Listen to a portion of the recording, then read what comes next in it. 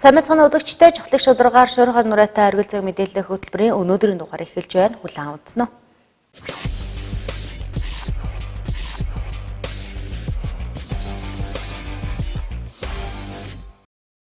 Эхний мэдээ өнөөдөр их залуу багт байрлалтай 23 дугаар цэцэрлэгийн өргөтгөлийн барилгын нээлтийн үйл ажиллагаа зохион байгуулагдлаа. Тус цэцэрлэгийн өргөтгөл нь 125 хүүхэд хүлээн авах хүчин чадалтай бөгөөд тус цэцэрлэгийн барилгын ажлыг шинжүү компани 4 сар гаруй хугацаанд хийж гүйцэтгэжээ.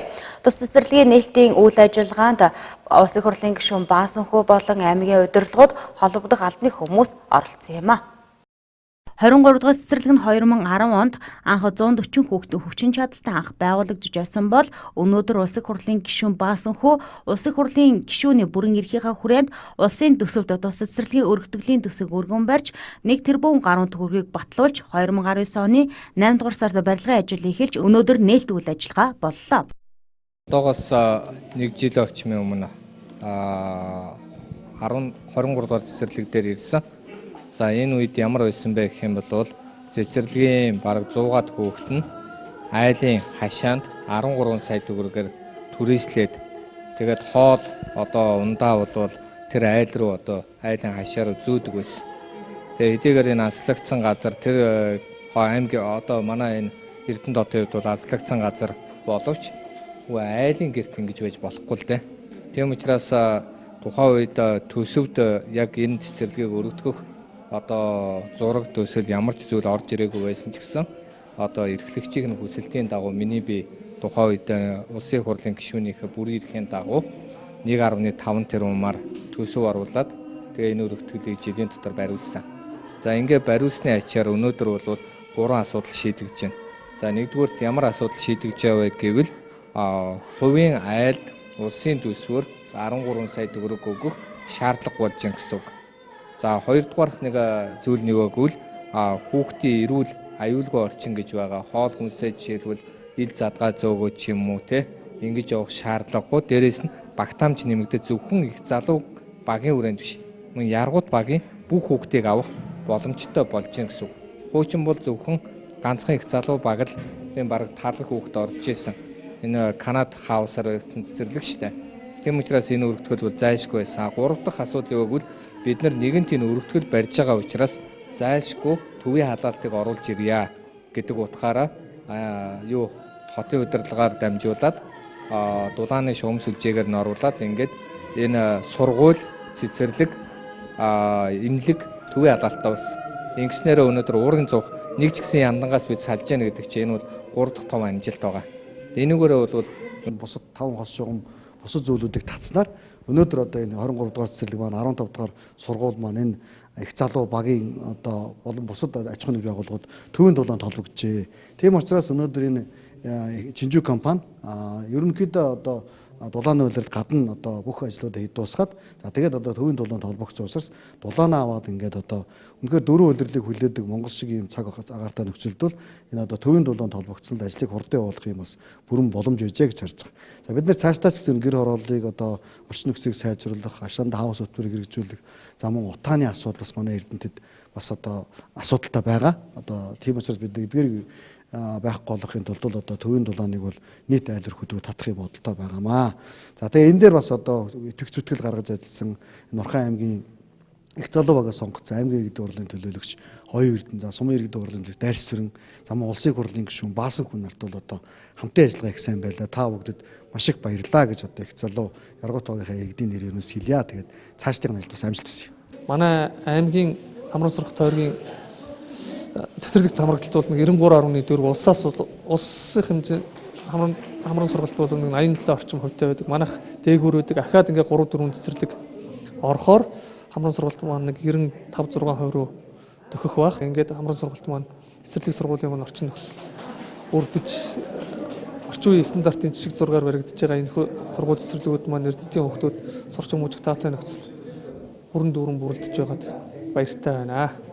23 дугаар цэцэрлэгийн өргөтгөлийн барилгын ажлыг шинжүүн компани 4 сар гаруй хугацаанд хийж гүйцэтгэжээ. 23 дугаар цэцэрлэгийн өргөтгөлийн барилгын дараа энэ сард булаг багийн 18 дугаар цэцэрлэгийн өргөтгөл мөн улстай жишг болж байгаа 7 дугаар цэцэрлэгийн усан бассейнуудын нээлт болох юм а. Мөн 2 дугаар сард 2015 оноос хойш барилгын ажил явагдаж байсан Баян булаг багийн 150 хүүхдийн цэцэрлэгийн нээлт болох юм. Бас өнөөдөр энэ хүн өргөтгөлийн ажлыг хийхэд бол нэлээхэн хувь нэмэр бас оруулсан гэж байна тийм. Их залуу багийн тойргоос гарсан гишүүн мөнгнөөс өмнө баасан хүү гишүүн шийдвэрлэж улсын их хурлад өргөн барьснаар манай өргөтгөлийн барилгыг 1 тэрбум төгрөгийн төсөвтэйгээр барьж 4 сарын хугацаанд барьж маш хурдан тэргуун хугацаанд барьж олон хүүхдийг цэцэрлэгт хамруулсан олон хүмүүсийг үндсэн ажлын байраар хангацсанд маш их баяртай байна.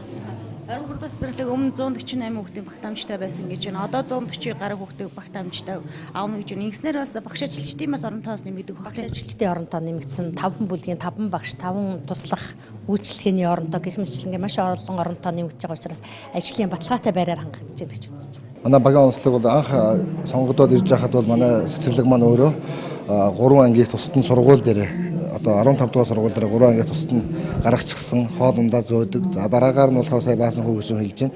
Бид урд байшин одоо байр ховийн одоо байр хүү түрээслээд түүндээ одоо сард 13 сая төгрөг өгдөг. За тэгээд хоол ундаа эндээс зөөдөг маш хүнд байсан нөхцөлтэй байсан. За энэ анги танхим бол багтдаггүй байсан. За энийг бол бас анх төлөөш сонгогдсон цагаас эхэлж хөөцөлдөж за улсын төсвөрөө за одоо төсвийг явуулж за санхүүгийн явуулж за зураг төсвийн одоо амийнхаа барилгын засгийн албатай хамтран хийж энэ ажил дээр хөөцсөний үр дүн маань өнөөдөр гарч байна. Тэгээд их баяртай байна. Тэгээд манай баг бол өөрөө аслагдсан баг. Тэгээд өнөөдөр одоо яргуут багийн цэцэрлэгийн иргэшил ашиглалтанд орох гэж байна. Одоо тэгэхээр одоо өргөтгөлтэй хуучин цэцэрлэгтэй гэхээр манай одоо анги дүүргэл цэцэрлэгийн хүүхдийн одоо хөртсөл өнөөдөр хангалттай болж байна. 100% одоо иргэшилүүдээс бол одоо ямар ч одоо асуудал байхгүйгээр цэцэрлэгийн үйл ажиллагаа хангахад явна гэж ойлгож байгаа. Тэгэхээр орон нутгийн өдрөлгөөд орон нутгийн хүүхэд багчуудын өмнө болгоомжаас нэг асуудал энэ сургууль цэцэрлэгийн хүртээмжийн асуудал.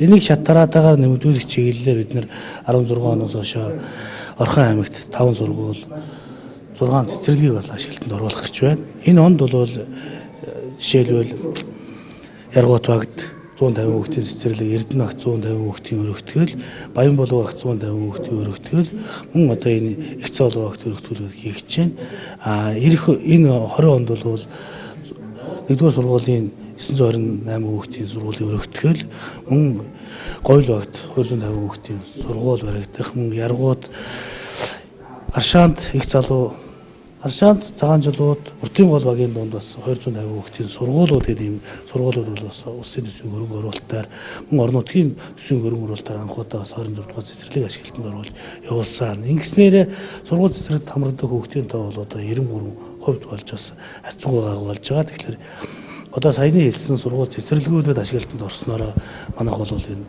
3 ээлжээр 2 ээлжээр явдаг зүйлүүд байхгүй болж хүүхдүүдийн хамрагдалт бол хамрын ойрхороо бол сайжирнаа.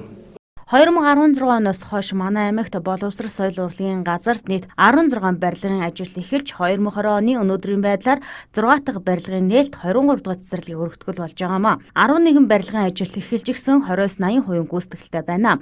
Эрдэнэ огт баригдаж байгаа 150 хүүхдийн цэцэрлэг, Аршаантайгийн 250 хүүхдийн цэцэрлэг, Даваат багийн соёлын төвийн барилгын ажлууд эхэлж гисэн явж байгаа юм байна.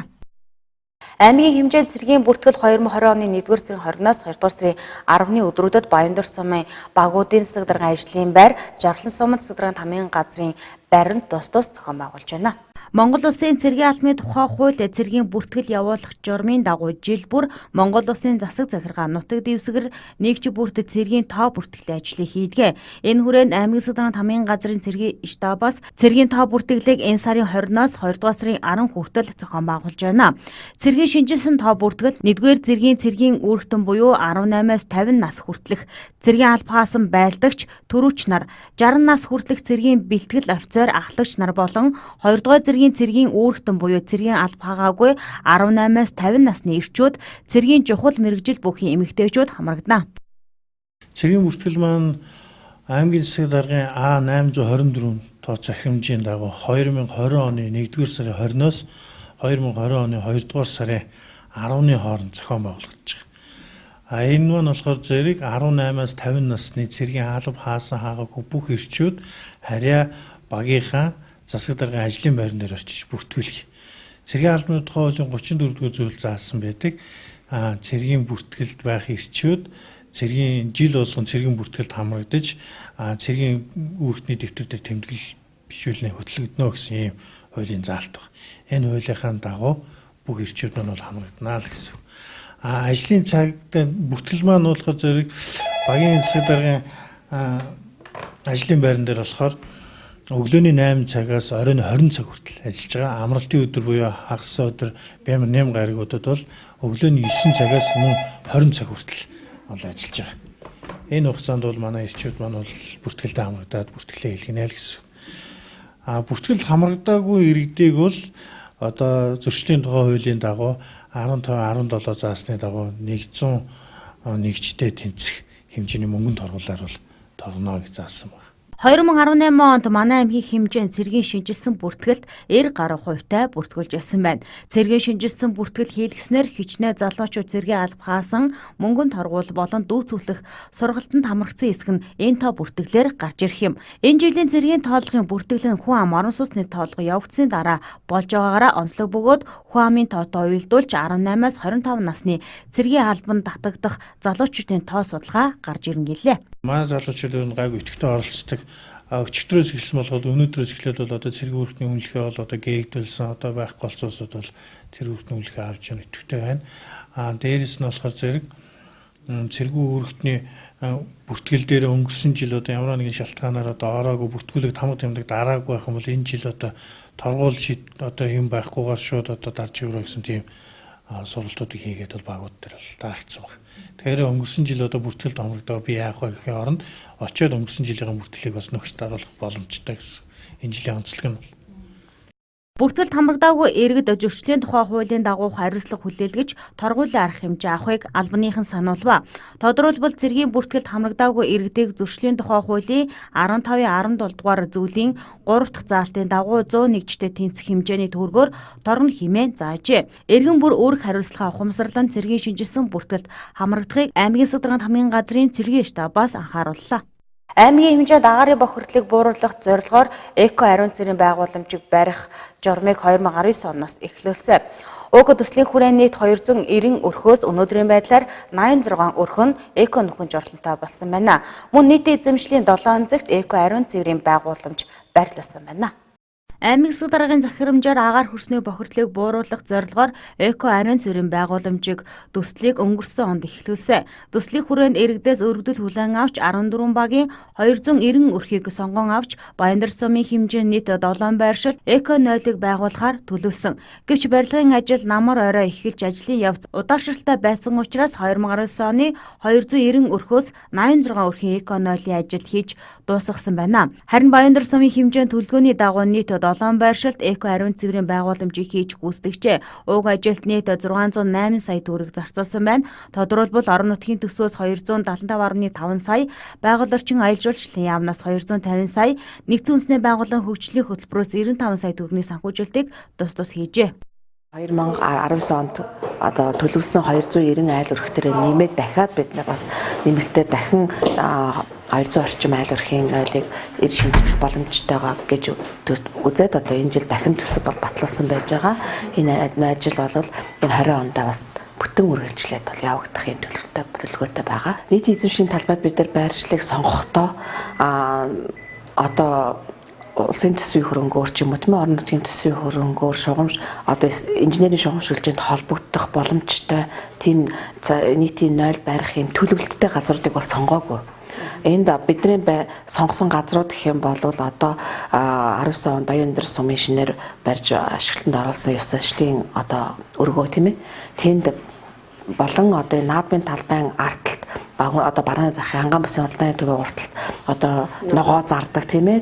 Тэнд За мөн одоо Эрдэнэт хаалга одоо манай яг угтах тийм ээ үүд ордог Эрдэнэт хаалга дээр гэх мэт тийм газруудыг болов сонгосон байгаа. Засгийн талбай дээр бол инженерийн шугамшуулжид холбогдсон нийтийн 0 одоо барих юм төлөвлөлттэй байгаа учраас бид нэр бол сонгоогүй.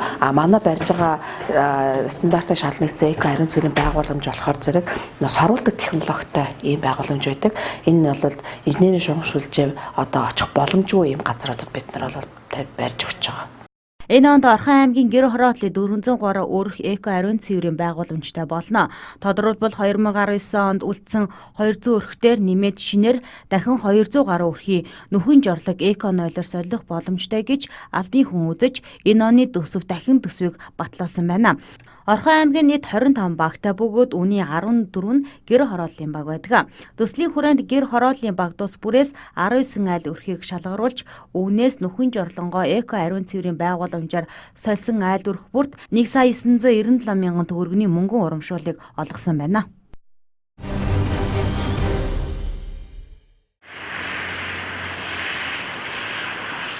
Минь амар байна уу? Сар шинийн өмнө өөрийн бараа бүтээгдэхүүнээ сурталчлуулах, ашиг орлогоо нэмэгдүүлэхийг хүсэж байгаа хэн бүхэнд зориулсан Минь амар сурчлагын аяныг MB телевиз эхлүүллээ.